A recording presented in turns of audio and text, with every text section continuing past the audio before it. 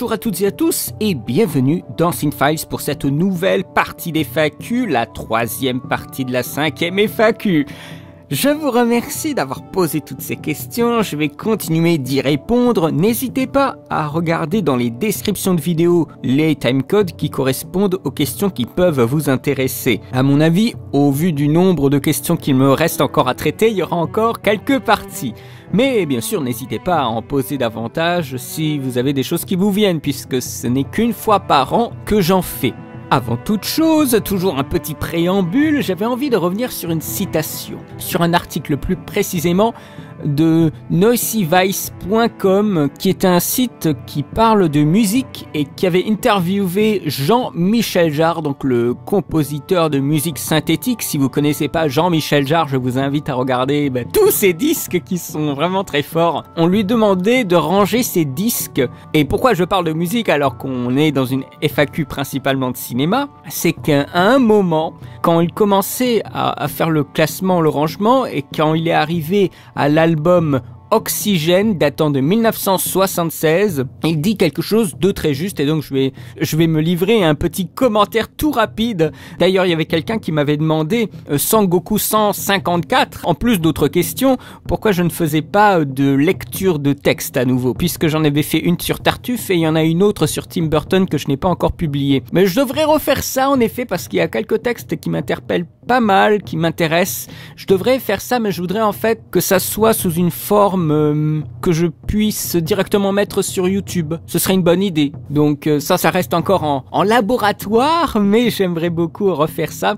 Mais là, il y a une petite citation de Jean-Michel Jarre qui est, je trouve, symptomatique de notre société d'aujourd'hui. Alors, à la question, comment expliquez-vous qu'un disque si peu commercial ait autant marché? La plus grosse vente française à ce jour. À cela, il répond, concernant bien sûr l'album Oxygène. Je me souviens déjà de ma mère qui me disait à l'époque « Mais pourquoi tu appelles ton album avec un nom d'un gaz et pourquoi tu mets un squelette sur la pochette ?» Effectivement, je n'avais mis aucune chance de mon côté pour que ça fonctionne. Mais je pense que c'était inconsciemment en phase avec l'époque, avec les gens et une vision poétique du futur. Après l'an 2000, ça a été l'inverse. On est devenu orphelin de notre futur.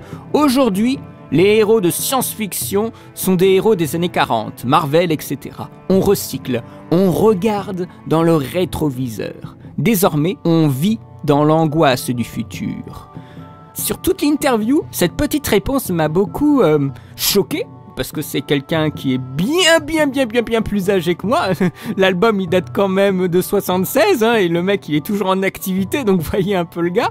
Mais en fait, je ressens vraiment la même chose, c'est qu'on refuse d'aller vers l'avant. On regarde vers notre passé. Comme il dit, on regarde dans le rétroviseur. Et le rétroviseur, c'est quoi? C'est le média. On regarde, donc par le média, notre passé. Et on refuse de se projeter dans l'avenir. Il me vient tout de suite l'idée... cette année, en cinéma, on a eu beaucoup de projets de passé, non pas d'avenir. Et les quelques projets d'avenir ont été un petit peu sabotés. Je reviens toujours à parler de Tomorrowland, mais c'est le cas. Ça a été vraiment le cas. On préfère plus facilement faire la promotion d'un passé, comme Star Wars, plutôt qu'à faire la promotion d'un projet d'avenir. Et qui pointe vraiment vers l'avenir. Tomorrowland pointe vers l'avenir complètement. Et Marvel, eh bien, c'est aussi des icônes du passé. Ça reste bien sûr des choses assez actuelles, mais ce sont des icônes qui ont été créées dans le passé. Ce sont pas des icônes récentes. Je dis Marvel, mais je pense qu'il voulait dire aussi DC, etc. Et on recycle, on fait des remakes. On continue des franchises qui sont vieilles, et je parle pas forcément de franchises des années 2000, mais de vieilles franchises qui datent des années 70-80, comme Robocop aussi. Bon, Robocop, il était pas si mauvais que ça, le nouveau. Mais oui, on recycle une vieille soupe, et c'est un peu dérangeant, quoi. On vit dans l'angoisse du futur. Moi, ça me parle. Franchement, sur toute l'interview, tout d'un coup, je suis arrivé à ce moment-là, ça m'a parlé. Je vous mettrai sans doute le lien de l'interview dans la description, surtout qu'il y a plein de morceaux YouTube où vous pourrez écouter sa musique, et je pense qu'il est dans le vrai. Voilà, n'hésitez pas aussi à commenter cette citation. Qu'est-ce que vous en pensez? Vous trouvez qu'il est dans le juste? Est-ce que vous avez vraiment l'impression qu'aujourd'hui, dans le cinéma, on vit dans le passé? Moi, je le ressens clairement, ce n'est que mon avis. N'hésitez pas à faire partager votre opinion là-dessus. Bon, après ce petit préambule, on va peut-être passer à quelques questions. Alors, c'est parti. Des questions de The Skill Black. Peux-tu nous conseiller un ou plusieurs bons livres sur la technique cinématographique? Moi je suis plus en montage, donc moi je n'ai pas été trop dans ces livres-là. Et même, je vais te dire, tout simplement, tu vas à la Fnac, tu regardes les livres sur le cinéma qu'il y a, tu peux peut-être les feuilleter, tu regardes ceux qui te plaisent, tout simplement. Ceux qui te semblent à ta portée aussi. Parce qu'après, il faut pas que ce soit un charabia avec des films avec aucun film que tu as vu, parce qu'après, ça va devenir très difficile pour lire, et après, tu peux l'acheter ou non, tout simplement. Moi, je suis pas un bon lecteur. Je lis très peu, en livres, bien sûr. Donc, moi, je pense pas être la meilleure personne pour conseiller des livres sur la technique cinématographique. C'est une réponse vraiment honnête. Moi, je ne lis plus, quasiment plus. En livre, je me prends plus le temps de lire. Ça, c'est ma grande faiblesse. S'il y a une grosse faiblesse en termes d'analyse ou de critique ou tout ça, c'est que je ne lis pas. Moi, je voudrais pas être de mauvais conseils, et même de mémoire comme ça, je n'ai pas d'exemple à te donner, malheureusement. Alors des fois, c'est intéressant d'avoir des livres de vulgarisation sur la technique. Et je pense que cela, tu peux les trouver facilement sur internet. Il faut que ça soit quelque chose qui te plaise. Parce que moi, je pourrais te proposer un livre et si ça se trouve, ça te plaira pas du tout. Donc, ça te semblera pas contemporain, par exemple. Donc, alors qu'il y a des gens qui mettent à jour leurs livres pour que ça soit contemporain. Donc, à partir de là, c'est en fonction de chacun, bien sûr. Dans un film, privilégies-tu la réalisation du film ou son écriture? On a eu des histoires de merde et ça donnait des films formidables, hein. Je parle de Nolan avec Memento, c'est une histoire de vengeance toute conne, et en fait, à la réalisation, il a tout déstructuré, c'est assez fabuleux, parce que je pense que là, ça s'écrit pas. C'est ce qu'il a essayé de faire avec le montage, ça ne peut pas vraiment s'écrire. C'est une optique de réalisation qui a été mise dans le script directement. Le redécoupage total des séquences, c'est fabuleux comme il l'a fait. Et ça c'est une réalisation très puissante. Après, il y a des films qui sont plus des films d'écriture, comme Le Pont des Espions que j'ai vu récemment, de Spielberg. Là, c'est un film d'écriture, c'est un film de dialogue, un film de personnages. Mais je suis plus pour un film de réalisation. Ça me stimule plus quand je vais voir un film, que ce soit un film qui a des partis pris très intéressants, qui est bien amené, bien monté. Quand je dis la réalisation, c'est quelque chose de global, hein. C'est de production et de post-production, et pas de pré-production, donc l'écriture du scénario. Hormis le cinéma, t'intéresses-tu à d'autres supports imagés comme la BD, le manga, les comics? Non, parce que je n'ai pas le temps. J'ai lu beaucoup de BD quand j'étais petit, alors ce sont des BD très classiques, Lucky Luke, Blueberry, Astérix, Valérian, donc la BD Valérian que va adapter Luc Besson, des BD qui sont très connus, mais rien de particulier. Et manga et comics, j'ai lu un tout petit peu de manga Yu-Gi-Oh, mais vraiment un tout petit peu, hein. J'ai plus suivi l'animé en fait, mais autrement non, et les comics j'en ai vu vraiment pas beaucoup. Ne penses-tu pas que des termes comme geek et cinéphile sont bien trop utilisés par le grand public? Ah bah oui, mais c'est parce qu'on veut mettre des gens dans des catégories, et puis voilà, et tout. Ça s'arrête presque là, hein. On sait pas comment désigner le copain d'en face, on va le dire, ah c'est le geek. Parce que il a un t-shirt Star Wars, il a des lunettes et il a une console portable. C'était comme ça avant, hein. Je crois que ça l'est encore maintenant, hein. Oh là là, je trouve ça c'est stigmatisé. Après, en fait, après ça nous renvoie à toute une imagerie qui est complètement fausse. Dès qu'on a geek ou cinéphile en tête, on a aussi des images en tête. Ça peut être des images très grossières ou des images nuancées, donc on n'en sort pas en fait. Le mieux, c'est d'essayer de prendre cette distance avec ces termes-là, et après, tout va pour le mieux. Ça dépend par quelle bouche ça sort, mais des fois, on dit geek, mais avec une impolitesse qui pourrait suggérer que c'est une insulte ou une façon de catégoriser les gens vers le bas. Alors que pour d'autres, geek, c'est tout simplement un passionné. Mais alors pourquoi on ne dit pas un passionné? Non, on veut spécifier la passion en particulier. Donc encore une fois, on renvoie à mettre des gens dans des cases. Et ça, je n'aime pas du tout. Donc pour moi, le terme geek n'est pas forcément un terme positif. Le terme cinéphile renvoie aussi à une imagerie de l'élitiste là, dans son fauteuil avec son petit café ou son petit thé en train de regarder Romer. Voilà, des trucs comme ça quoi. Ou bien il y a plus hardcore aussi que Romer. Je dis Romer un peu au passage, hein, parce que ça me fait penser au cahier du cinéma. Mais oui, enfin cinéphile, ça renvoie aussi à un côté très vite pompeux si on fait pas gaffe aux termes et si on ne prend pas trop de recul par rapport aux termes, ça renvoie tout de suite à une certaine catégorie de films. Je n'aime pas ces termes-là, même si je peux être considéré comme cinéphile par certaines personnes. Et oui, je trouve que c'est un abus utilisé par le grand public sans trop savoir ce que c'est. Donc c'est un peu du fourre-tout. Voilà. Donc, mais je suis d'accord avec toi, The Skill Black. Je te remercie pour tes questions. Ensuite, nous continuons avec des questions de Arnaud Baudry, qui a une chaîne qui s'appelle Pornorama. Le défi de sa chaîne, c'est vraiment de donner une expertise sérieuse sur le film pornographique, de le considérer, tout simplement. Ça, souvent, les gens, ils ne le considèrent pas. C'est un passionné de ce genre et c'est quelqu'un qui a étudié ce genre. Et donc, il me pose des questions. Voilà, et on va revenir à ces questions. Les séries télé ont-elles, pour toi, trop influencé la narration et la mise en scène des longs métrages mainstream? Relance toutes les 15 minutes, standardisation de la réalisation, le principe des sagas, comme on ferait des épisodes, etc. Ouh là, je sens que tu parles de Star Wars, là. Rien que la première scène de Star Wars, du dernier, là, de l'épisode 7, je trouvais que c'était méga plat. Ça me faisait beaucoup penser à des scènes dans Thor 2. Aussi filmé par un réalisateur de série. Oui, une standardisation de la mise en scène, mais quelque chose qui prend beaucoup moins au trip, quelque chose qui est plus sur les effets spéciaux que sur de la réalisation même, sur une idée de structure aussi. C'est pour ça aussi qu'encore une fois, je parle souvent de ce mec, mais Nolan, je trouve qu'il a des structures de films qui sont des structures qu'on ne peut voir qu'au cinéma. C'est une structure qui s'étale sur plus de 2 heures. Et on peut pas couper comme ça au milieu et hop, comme une série. Enfin, je veux dire, les dernières scènes de Star Wars, d'une espèce de climax de fin pour la suite comme on pourrait le faire dans une série.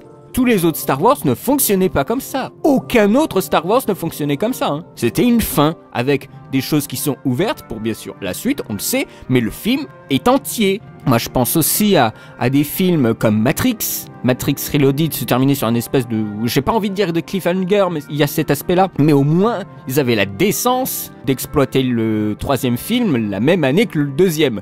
Donc c'était pas, t'avais pas une attente gigantesque. Il y avait quelques mois qui séparaient les deux. De même que, il me semble, le Retour vers le futur 2 et 3 étaient enchaînés au cinéma assez rapidement. De même que pour le Hobbit, là qu'est-ce qu'on a fait? Et hop, tu coupes. Alors que quand on voit les films précisément dans l'ordre, on voit très bien que le qu'est-ce qu'on a fait peut tout de suite s'enchaîner avec le plan où on a, je crois, de mémoire, un tilt vertical de haut en bas sur le village. Ouais, il y a une espèce d'abus de découpage.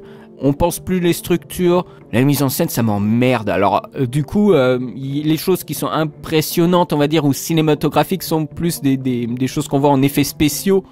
Donc là, c'est plus l'équipe technique d'effets spéciaux qui nous envoie plein la gueule, mais pas vraiment le réal même.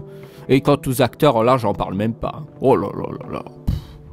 Ah oui, alors franchement, il y a un truc qui se crée en ce moment avec la série télé qui devient, qui est écrasante. Je veux dire, il y a plein maintenant de réalisateurs assez connus qui vont faire de la série télé. Là, Baz Luhrmann, il l'avait fait. Là, j'avais vu la bande-annonce. Il va faire un espèce de truc de disco. Enfin, j'ai pas trop compris, mais ça a l'air. Voilà, c'est une série qui a l'air presque comme un film, mais développée en série. C'est franchement, on arrive dans une ère de mutants. Je pense que les gens ne prennent moins de temps maintenant à se poser devant un film d'1h30, voire 2h30, qu'une série qui fait 40 minutes. Donc il y a une exploitation et aussi une consommation de la série qui est favorisée aujourd'hui, puisque nos vies sont plus rapides, les gens prennent moins de temps pour regarder des choses. Donc là, c'est la standardisation des durées de lecture. Et cela amène aussi à je trouve un des plus grands drames en termes de réception de spectateurs, c'est de voir que les spectateurs, bien sûr pas tous, qu'on se comprenne bien, ont des réflexes de lecture et d'appréciation de films par rapport à des choses de série. Dans les développements des personnages, dans les scènes, dans la rapidité, le rythme, des choses comme ça. Et quand on voit des gens qui disent que les personnages ne sont pas exploités, et quand tu parles avec eux, qui te parlent que de séries, il y a un problème à ce niveau-là. C'est-à-dire que les gens n'ont pas de recul et appliquent leur grille de lecture de séries au film. Et c'est peut-être ce qui est le plus grave, je trouve. Alors, il se fait un petit peu malmener le cinéma, mais après... On n'est pas obligé d'entendre et de prendre en considération les gens qui sont à fond sur des séries et en train de parler de films. On sait où on doit se placer. Après, les réalisateurs, Hollywood ne peut pas ignorer les gens qui font des séries. Et donc, ils essayent de se les mettre dans la poche. Mais je pense que on aura toujours des gens qui sont des passionnés de cinéma. Dès qu'on propose quelque chose d'un petit peu cinématographique, on n'en veut pas. Dès qu'on veut proposer quelque chose d'un petit peu original du style John Carter, on n'en veut pas. Moi-même en premier, j'ai trouvé John Carter un peu assommant. Mais c'était une proposition qui échappait un petit peu aux conventions qu'on avait actuellement. Donc maintenant, on fait dans la grosse nostalgie bourrine, Star Wars 7, et on structure comme des séries. Avec, voilà, tous ces épisodes qui s'enchaînent. Enfin, Hunger Games, des fois, ça fait vachement série, hein. Même si j'ai plutôt bien aimé pour l'instant tous les films, j'ai pas vu le tout dernier, mais ça fait vachement série aussi, Hunger Games. Alors bon, c'est des structures, ce sont aussi les scénaristes qui foutent le bordel et qui sont tellement incapables de structurer un film qu'ils sont obligés d'être 3 ou 4 ou 5 pour faire un film, et après ça fout le bordel, encore une fois. Hein, je vous rappelle, le gars, je sais plus comment il s'appelle, je crois que c'est Damon Lindelof ou un truc comme ça. Encore une fois, un scénariste de série qui a du mal à structurer quelque chose de très très fort autour d'un film. Et pourtant, il a été sur des films vachement impressionnants. Il me semble que c'est lui qui s'est occupé en partie de Prometheus et de Tomorrowland. Je suis plongé dans l'expectative. Hollywood essaie de garder... Je crois que c'est vraiment ça. Je parle d'Hollywood comme si c'était une seule chose. Bon, c'est plein de studios, mais il y a l'essence même d'Hollywood. Essaye de garder le pas, de rester dans la course, oui, en quelque sorte, de garder son spectateur avec lui et de le garder en salle. Donc, il doit intégrer le fait qu'il y ait beaucoup de gens maintenant qui regardent des séries. Il y a tellement de séries, elles pop partout. Hollywood ne peut pas ignorer ça, donc il est obligé de prendre en compte tout ça et d'intégrer des gens de séries dans les films. Et de laisser aussi les gens qui font des films faire des séries. Mais après, j'espère qu'il y aura toujours des grands défendeurs de films et des gens qui te créent des films et des trucs monumentaux. Moi, je trouve que c'est des marchés extrêmes, mais Nolan, moi, je suis à 100% avec ce mec, avec Christopher Nolan et toute son équipe. C'est un mec qui vit le film. Là, quand j'entends Tarantino, je vais peut-être me mettre aux séries.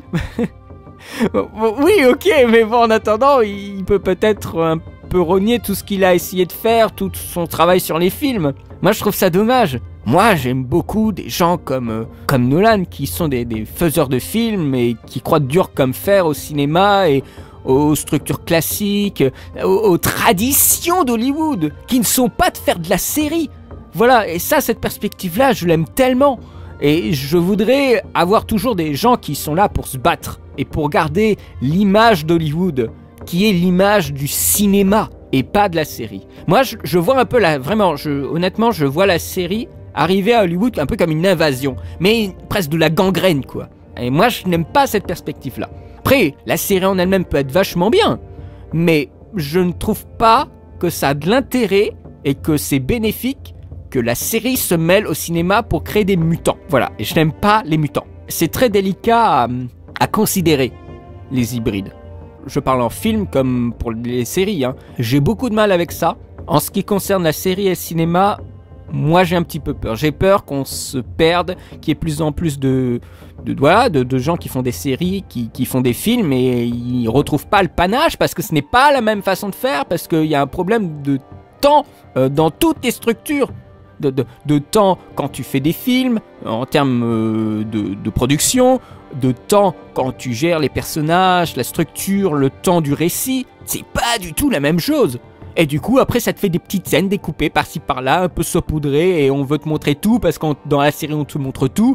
Et puis voilà, et ça donne des films qui sont très, très... C'est presque le nouveau style classique actuel, c'est qu'on fait de la série. Les séries étant elles-mêmes issues de productions de série B, de films dans les années 30-40 qui ont donné une sorte de teinte après quand on fait de la série. Alors on fait un plan général, après on fait un plan rapproché, après on fait un contre-champ et un autre contre-champ. Voilà, ça c'est de la série. Ça c'était de la série avant. Quand vous regardez des séries de western, c'est très très très basique. Et maintenant ce basique revient à la charge d'une façon presque gênante dans des films qui sont maintenant super chiadés, ultra travaillés, qui ont plein d'idées et après tout se normalise. Enfin c'est assez affolant en fait de voir comme l'esthétique de série revient et après on te fait miroiter des pseudo performances de réalisation alors que maintenant ça devient tellement mainstream. Je veux dire, le plan séquence quoi. Je sais que j'ai une autre question sur le plan séquence de quelqu'un d'autre, mais je vais pas aller davantage dans le plan séquence. Mais maintenant le plan séquence est devenu un peu l'espèce de pirouette pour dire regardez, il y a de la réalisation. Tu parles. En fait, je crois de moins en moins au plan séquence dans les films. Quand on voit des fois des trucs de transition un peu ballot, que tu vois très bien qu'ils ont fait la coupe ici et qu'ils te l'ont raccordé numériquement. Enfin bon, bref. Je crois que tu peux sentir un peu mon point de vue. Oui, moi je trouve que ouais, ça a vachement influencé un petit peu toutes les strates, un petit peu tout le monde et tout quoi. Alors après, je souhaite que ça reste à sa place, mais je crois pas que ça arrivera. Ensuite, quelle est selon toi la décennie la plus riche en termes de narration, de mise en scène, de thématiques et tout ça? La décennie de cinéma. Oh, je crois que ça, j'avais déjà eu une question de ce style-là. Ah, tu sais, après, il y a des décennies qui, même si elles sont fortes de propositions, c'est des décennies qui ne m'ont pas plu dans ce qu'elles proposaient. Je veux dire, la contre-culture des années 70, je suis pas quelqu'un de contre-culturel, donc moi j'ai du mal à accepter tout ça. Alors je dirais ouais, années 60-70, parce que dans les années 60 il y a eu aussi des trucs de ouf, hein. Des films super classiques, et j'aime beaucoup les films classiques, et en même temps vers la fin des films vraiment dingues. Pas les années 80, c'est une espèce de vieux retour, et encore c'est partiel, mais c'est tellement partiel ce que je dis, parce que là je pense du cinéma américain, mais parce que j'ai vu tellement de films américains, mais après il y a toutes les autres strates dans tous les autres pays, alors c'est vachement compliqué ce que tu me demandes. Alors moi je pense que ça se joue entre les années 60 et 70, hein. Un peu partout en fait. Alors si je devais prendre une décennie, après moi j'ai du mal parce que j'accepte pas le mouvement culturel des années 70, donc moi je dirais, même si c'est faux, hein, même si c'est faux et que c'est très partiel ce que je dis et que j'aurais pas comme ça forcément des exemples directs à te donner, je dirais les années 60. C'est peut-être celle la plus riche parce qu'elle contient en même temps la tradition, l'aspect un peu ancien de vieux réalisateurs, et en même temps on a une fraîcheur et des choses qui commencent à arriver à devenir voilà, de la contre-culture, et justement quand on arrive dans les années 70 c'est que de la contre-culture, et là les gens qui sont un peu old school sont mis un peu de côté, donc elle est du coup moins riche parce qu'elle est uniquement basée sur ce qui est révolutionnaire ou provocateur. Les années 60 c'est peut-être un compromis où on peut avoir peut-être un spectre de style de cinéma le plus large, éventuellement. C'est vraiment... encore une fois, moi je n'ai pas de notes quand je réponds aux questions, donc c'est un peu par rapport au ressenti que j'ai là tout de suite. Je dirais peut-être les années 60. Entre 2001, le Easy Rider, qu'est-ce qu'on a encore? On a La Nuit des Morts Vivants, on a The Swimmer que j'aime beaucoup, et ça s'allie avec des films classiques extrêmement pompeux et grandiloquents comme Le Cid ou Ben-Hur, ou encore Guerre et Paix, là, le film russe. Enfin, on a quand même des choses assez énormes. Je parle même pas de Tarkovsky, je crois qu'il commençait déjà à faire des films dans ces années-là. Et en France, voilà, on a des grands films d'aventure très classiques comme Angélique. Et en même temps, on a voilà la nouvelle vague qui commence à arriver. Je pense qu'en Italie, ça devait être déjà bien gratiné. On a Antonioni. On a entre modernité et ancienneté, tradition. Je pense que les années 60, c'est un bon compromis. C'est là peut-être on peut avoir un ensemble le plus large. Alors, dis-moi si t'es d'accord avec ça. Dis-moi si toi, ce que tu penses en termes de décennie, quelle serait ta décennie à toi? Si t'es d'accord ou si tu trouves que voilà, il y a peut-être une autre décennie qui est encore plus forte.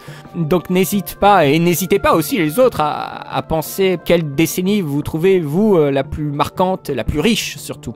Ensuite, Bollywood, tu en penses quoi? Est-ce que tu regardes quelques films de temps en temps? Non, alors j'ai essayé. Il y a mon frère qui m'a balancé un truc, c'était un film d'action qui s'appelait Dawn. Oh, bon, moi je connaissais pas trop, alors je lance le film. Ouais, ça a l'air cool, le mec il a l'air badass et tout ça. Tout d'un coup il y a une musique, il y a une espèce de truc. C'est une femme qui commence à danser et à chanter en remuant son corps, mais d'une façon vachement provocante, avec un truc. Mais franchement, c'est magnifique la musique, hein. Et en fait, c'est une musique pour, comment dire, divertir le méchant le temps que les policiers montent jusqu'à l'appartement. Non, alors je crois qu'il y a un gros problème concernant Bollywood et même tous les studios Nollywood ou je sais plus quoi, enfin ils ont des tonnes de studios qui s'appellent un peu de la même façon en Inde, c'est que les gens croient que ce sont des nanars. Et ça me désole en fait. Parce que nous, quand on regarde ça, on a l'air amusé. Mais chez eux, ça parle, ça leur parle, ça les émeut, c'est quelque chose de très très fort chez eux. Ça les renvoie à leurs conditions, à leur façon d'être dans leur société, ces systèmes de caste. Parce qu'on a l'impression que c'est toujours un peu la même histoire, mais c'est quelque chose qui les traverse là-bas. Et je pense que c'est vraiment très très culturellement ancré, le fait qu'on n'arrête pas de chanter. Et les gens considéreraient ça comme du nanar. Voilà, encore une fois, c'est des mauvaises langues, c'est des gens qui ne se posent pas des bonnes questions, c'est des gens qui ne sont pas cléments. Parce que rire sur un film, et pas rire avec le film, je trouve ça vraiment désolant. Moi, ça me gêne, ce genre de réflexion, et je n'ai pas vu beaucoup de films de Bollywood parce qu'ils sont très longs. Mais j'en ai vu quelques-uns, j'en ai vu un sur un super-héros, je crois que ça s'appelle Krish, ou Crash, je sais plus. J'ai vu Don, j'ai vu un film dramatique, j'ai vu une espèce d'adaptation d'Aladin aussi. Mais ça fait longtemps, hein. Il faudrait que j'en regarde un autre. Quand on dit que la comédie musicale est morte, jamais, au grand jamais, elle est décédée. Je crois que Bollywood est peut-être la zone de résistance où on a des numéros chantés et dansés de façon assez incroyable. Après, ça ressemble plus à des clips, je suis d'accord, mais c'est quand même fort de propositions et c'est un cinéma justement qui est que pour les Indiens et quand ils s'exportent en tant que nana, en tout cas dans nos contrées françaises. Et je trouve que c'est un petit peu dommage de le réduire à cela. Un compositeur de BO préféré? J'ai remarqué que tu parlais très peu de la musique dans tes critiques et analyses. Tu n'es pas le seul d'ailleurs, c'est souvent comme ça sur YouTube. Bien, mis à part avoir un degré d'expertise comme Tilou, donc la chaîne qui s'occupe des musiques de films, sur la musique dans les films, on pourrait dire un peu n'importe quoi sur la musique et ce serait... parce que tu sais, mis à part dire la musique elle est bien, c'est difficile de poser des mots qui sont justes quand on définit une musique.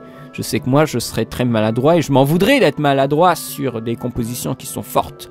Parce que je ne suis pas musicien et je n'ai qu'une appréciation d'amateur de la musique. Mais en aucun cas, j'aurais vraiment quelque chose où je pourrais travailler sur la musique, à part des gros machins comme ça qui arrivent avec leurs souliers, du style The Amazing Spider-Man 2, quand il y a Spider-Man qui est balancé contre les pylônes et ça fait de la musique. Ça, c'est vraiment, on y va avec ses gros souliers. Mais autrement, c'est des choses qui sont souvent... travailler pour être un petit peu oublié et mis à part dire elle est bien ou elle est pas bien ou elle s'écoute ou elle s'écoute pas, j'aime beaucoup la musique de film, j'en écoute énormément mais je n'ai pas une fibre particulière pour pouvoir un petit peu en parler. Je voudrais pas en parler avec maladresse, tu vois. Compositeur de BO préféré, alors moi j'aime beaucoup toute l'écurie de Hans Zimmer. Hans Zimmer lui-même j'aime énormément, mais même toutes les personnes qui ont travaillé avec lui. Après c'est une musique un peu bourrine quoi, qui maximalise à fond le drame, hein. Comme disait Jean Douché, pour lui voilà, Hans Zimmer il dramatise à mort, et je crois que c'est ça en fait qui me plaît beaucoup. C'est le gros orchestre qui me dramatise à mort, et ça j'aime bien cette perspective là. Donc une musique qui est vraiment puissante. Alors après je souhaiterais pas que le mixage musical soit plus fort que celui du son direct, hein, comme c'était un peu le cas des fois dans la salle de cinéma pour Interstellar. Ça m'a un peu gêné, mais j'aime bien sa musique en général à Hans Zimmer. Ensuite, et dernière question, quels sont tes livres préférés de cinéma? Des livres d'analyse, de réal, de technicien? Je lis très peu. On m'avait déjà posé la question, je lis très peu. Et c'est plus des bouquins un peu spécialisés. Il y avait par exemple le théorème 13 sur les mutations cinématographiques du héros au super-héros de Claude Forest, que je me suis acheté parce que j'arrêtais pas de le regarder en bibliothèque. Je me suis dit non mais il n'y a pas moyen, surtout que c'est un livre qui va nous permettre de comprendre beaucoup de choses sur les super-héros qui sortent actuellement. Donc je me suis dit je vais le prendre. Donc ça c'est un bon livre vraiment sur les super-héros. Après c'est vraiment un livre d'universitaire. Alors pensez pas que ouais ça va être cool un livre sur les super-héros. Non, attendez hein. On parle du héros soviétique, on parle des catcheurs mexicains. On fait des parallèles assez compliqués entre Jack Sparrow, le Terminator et Buster Keaton. On nous parle, quoi encore, du héros domestiqué avec Incassable. Enfin, c'est des universitaires qui se réunissent, qui ont fait un séminaire et c'est un recueil de leurs pensées. C'est assez accessible, je trouve, mais voilà, il faut être habitué à la langue universitaire. Parce que voilà, ça se lit pas si facilement que ça. Bon, après, c'est quand même beaucoup plus clair parce que ce sont des films qu'on a tous vus. Des films de super-héros, des films actuels. Autrement, je me suis acheté récemment, mais je traîne à le lire, 2 livres. Un livre sur un peu le cinéma transgenre, c'est-à-dire un cinéma entre numérique et... c'est-à-dire en synthèse, hein, et réel. Un cinéma entre animation et film réel. Tout ce qui est Matrix, Ghost in the Shell, Akira... tous ces genres de films un peu de science-fiction qui essayent de poser la limite de l'image. Et je me suis aussi acheté un livre sur la performance capture. Non, j'ai pas vraiment de livres à conseiller et j'ai pas des livres préférés, genre livres de chevet. Voilà. Ça, c'est peut-être mon gros défaut, c'est que je ne lis pas. Et ça, c'est dommage. Voilà, j'ai répondu à tes questions. J'espère que mes réponses t'auront intéressé, Arnaud. Je te remercie et je te souhaite une très bonne continuation dans tes projets sur la chaîne et dans tes projets dans la vie. Ensuite, des questions de bonjour. Bonjour. Je te remercie d'ailleurs au passage pour tes commentaires qui sont toujours de qualité. Tu réponds toujours avec diplomatie et ça, c'est quand même assez formidable. Alors, tu me poses plein de questions. J'ai remarqué que sur certaines de tes analyses, tu n'avais pas la même voix. Modifierais-tu ta voix en post-prod ? Ben, des fois, ce qui arrive, c'est que je vous propose une analyse que j'ai réalisée en 2015 et tout d'un coup, l'analyse suivante, elle date de 2012. Donc, c'est sûr que je n'ai pas la même voix entre 2012 et 2015. Non seulement je n'ai pas la même assurance quand je parle, mais il y a aussi une affaire de timbre. Ça dépend si c'était le début des enregistrements ou non, parce que souvent, quand j'enregistre au début des sessions, je suis beaucoup plus calme. Et vers la fin des sessions, je suis beaucoup plus énergique parce que ma voix a travaillé. Elle est chaude. Si on pouvait parler en termes de chaleur, ma voix est beaucoup plus chaude qu'au début des enregistrements.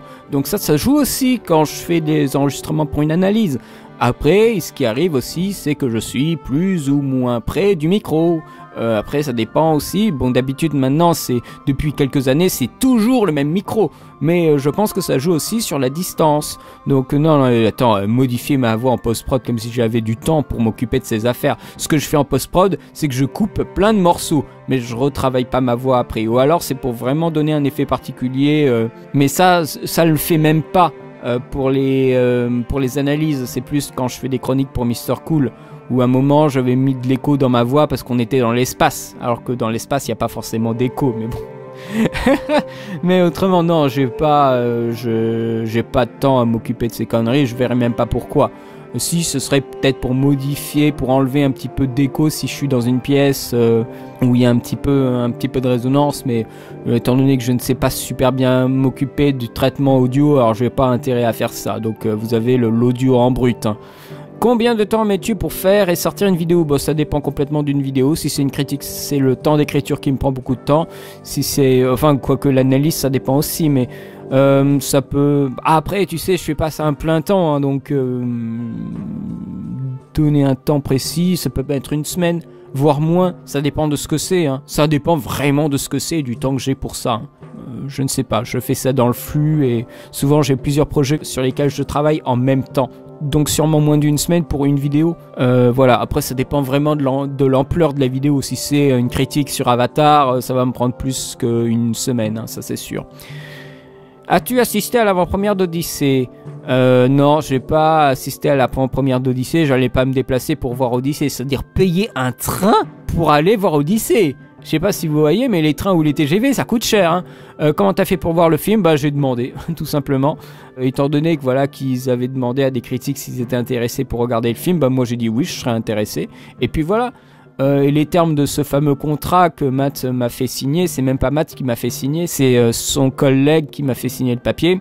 C'était un contrat comme quoi j'avais pas le droit d'utiliser des fragments de l'information, ce qui était nommé l'information, mais c'était en fait le film, hein, tout simplement.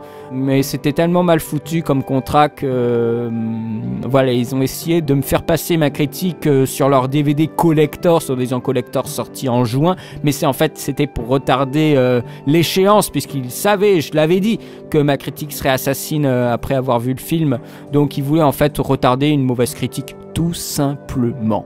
Je leur ai dit que ça a été convenu, et encore je leur ai dit que je leur laissais 3-4 jours d'avance et je le faisais pas tomber ma critique le 9. J'aurais dû être plus vindicatif que ça. J'ai dit ce sera le 11 et point final, et vous n'avez rien à dire dessus. Et après j'ai essayé juste de négocier pour un tout petit fragment, qui est d'ailleurs un fragment qui a été donné sur YouTube. Comme ça je risque encore un petit peu moins les problèmes d'attaque un peu bêta de leur part.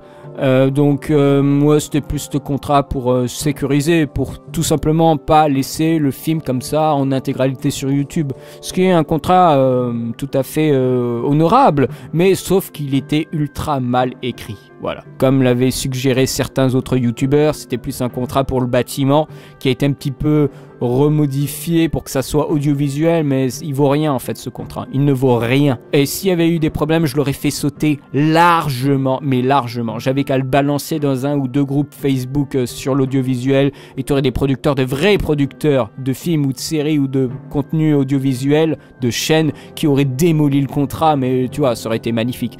Donc non, c'est bien qu'il n'y ait pas eu trop de problèmes en retour. Bon, du coup, je n'ai pas du tout parlé à Matt, hein, j'ai parlé qu'à son collègue qui faisait l'intermédiaire, mais d'ailleurs ça n'avait aucun intérêt que je parle à Matt pour ces affaires-là, étant donné que lui, voilà, il se contentait déjà, je pense que c'était déjà assez compliqué pour lui de faire la promotion de son film, donc voilà, et puis c'est tout quoi, maintenant c'est terminé et je passe à autre chose. Pourquoi tu t'es lancé dans les vidéos? Ça on m'a déjà posé la question, hein. C'est pas une affaire de lancer, c'est plus une affaire de se rendre compte que bon, c'est bien de faire son truc dans son côté, mais c'est mieux quand les gens en profitent. J'avais fait des analyses pour m'entraîner à un concours de la FEMIS, et après bah, je me suis dit on va les faire en vidéo puisque je veux faire du montage, et après bah, pourquoi faire du montage si c'est juste pour les garder pour soi? Donc ça s'arrête là, hein. Il n'y avait pas des grands dessins de faire je sais pas quoi sur YouTube, hein. D'ailleurs au départ mes chaînes n'étaient pas uniquement avec ce que vous avez là actuellement, il y avait plein d'autres choses, mais du coup ça s'est resserré, après j'ai eu des problèmes de droit d'auteur et puis ça s'arrête là. J'ai déjà répondu à ces questions là je suis très rapide sur pourquoi tu t'es lancé, mais j'avais déjà répondu dans les premières FAQ. Oui, si tu veux une réponse plus complète, regarde les questions dans les descriptions des vraiment premières FAQ, c'est-à-dire la première. J'ai parlé précisément de ça dans la première. Voilà. Quels sont tes 5 films préférés, ou tout du moins qui t'ont marqué dans ta vie de cinéphile? Ah putain, ça on m'a déjà posé aussi la question, hein. Allez, je vais t'en dire 5, vraiment au hasard, mais au hasard dans mes préférés, hein. C'est pas un et plus que l'autre, hein. Juste, ils sont tous à égalité dans l'impact qu'ils ont eu pour moi. Indiana Jones et la dernière croisade, Photo Obsession, American Psycho, Hook, la revanche du capitaine Crochet. Et le dernier, qu'est-ce que je vais mettre en dernier? Le dernier des hommes. Voilà, du Murnau. Ils m'ont pas marqué pour les mêmes raisons. Et ils sont tous assez différents. Je vais pas m'attarder sur pourquoi celui-ci et pourquoi celui-là, hein. C'est à vous de faire votre sauce et d'imaginer et de les regarder. Je vous invite à les regarder, bien entendu. Tu as dit que tu travaillais à D8. Est-ce qu'il te serait possible de nous raconter un peu ton expérience dans la chaîne et le rôle que tu y avais? Moi j'aime pas trop raconter ce genre de choses, hein, parce que ça me regarde moi et pas vous, et j'ai pas envie de faire, alors je vais vous parler de ma vie. Alors c'est parti pour des vlog life. Non, j'étais à D8 en tant qu'assistant de post-production, et je faisais un petit peu tout ce que les monteurs ne faisaient pas. J'envoyais les trucs en mix, j'envoyais les trucs chez le graphiste, c'est-à-dire les montages que faisait le monteur, et je faisais 2-3 petits trucs à côté, je remplissais des tableaux, et puis ça s'arrêtait là, hein. Il n'y avait rien de plus basique que ça. Là je suis volontairement rapide parce que j'ai pas trop envie de parler de ça, non pas que c'était une mauvaise expérience, mais j'ai pas envie de raconter ma vie, ce que je fais en vrai, quoi. Ça a pas vraiment d'intérêt, hein. Si ça avait de l'intérêt pour de l'analyse ou un truc particulier, oui, éventuellement. Mais là, non, j'ai pas trop envie de parler de ma vie, donc respectez mon choix, j'ai envie de dire. Je veux bien parler de ma vie de cinéphile, mais ma vie à moi, ça me regarde. Enfin, comptes-tu faire un Ulule pour financer la sortie de DVD best-of de tes meilleures critiques? Mais attends, mais c'est des conneries ça. J'espère que t'es pas sérieux. Enfin, ne pense pas que je suis en train de de m'acharner hein, là contre toi, hein, mais mes critiques, vous pouvez les voir sur le web. Pourquoi vous voudriez payer pour voir un contenu que vous avez sur le web? Mais c'est con. Ça, je comprends pas, quoi. Enfin, moi, je pense à In the Panda. Pourquoi on aurait besoin d'avoir un DVD avec des émissions qu'on peut voir sur le web, sachant qu'aujourd'hui, le web, on peut l'avoir et le connecter à une télé. Ah, je comprends pas. Franchement, il y a des attitudes, des fois, chez des youtubeurs, je comprends pas. Moi, si tout d'un coup, je devais faire un DVD, hein, si je devais faire un DVD, je vais pas dire que je le ferais, hein, mais ce serait pour vous proposer un contenu que vous n'avez pas sur la chaîne, ou que vous aurez peut-être sur la chaîne des années après. Et encore, c'est discutable. Un contenu exclusif. Ah, franchement... Oh non, ça, moi, jamais.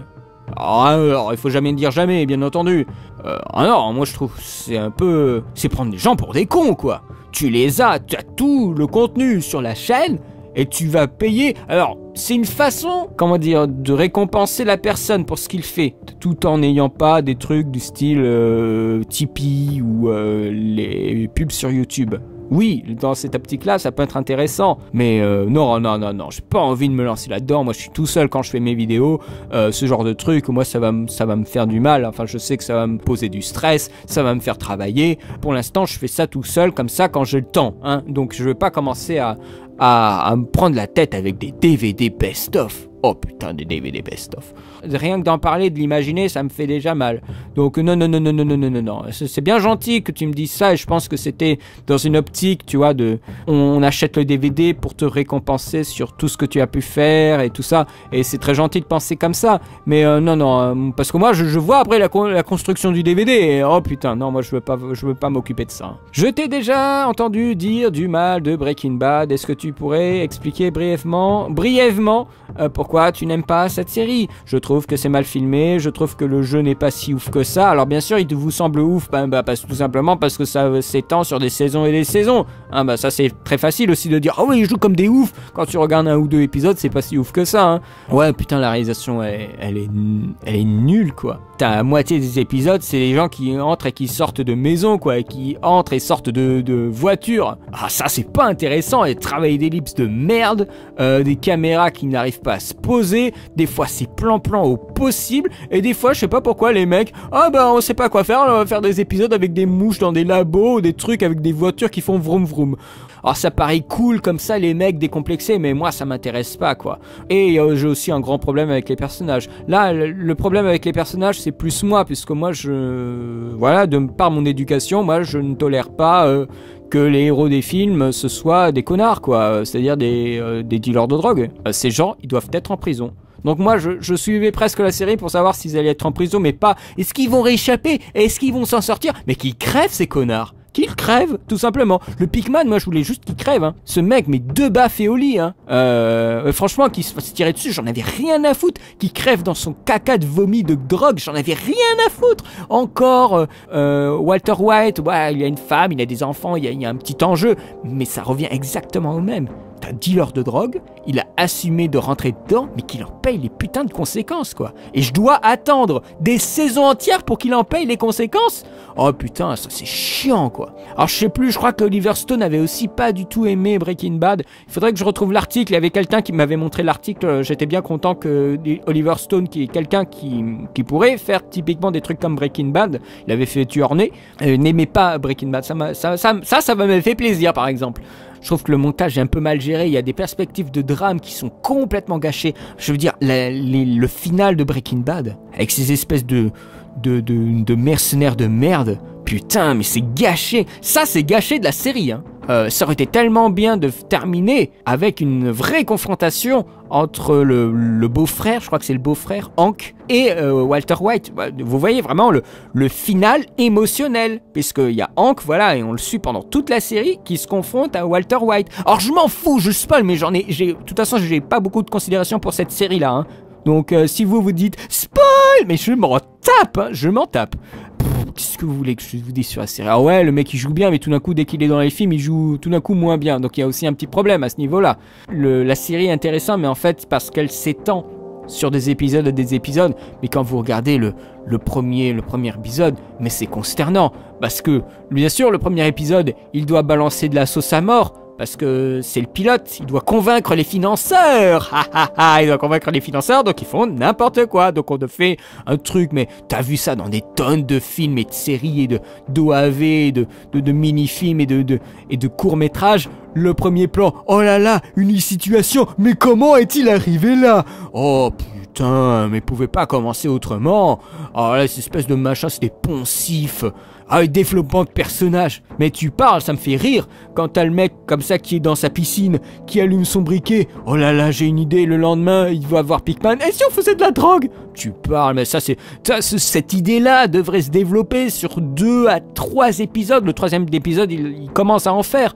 Mais là, bien sûr, dès le premier épisode, il doit le faire parce qu'il faut vendre le concept aux financeurs. En moi, cette perspective-là, en fait, de voir au-delà de la simple histoire et de voir en fait pourquoi le scénario commence comme ça. Moi, ça me plombe déjà toute la série. Moi, je trouve ça dommage. Ouais, bon, je regardais la série parce qu'on n'arrêtait pas de m'en parler. J'ai regardé, je trouvais que c'était de la merde. Point final.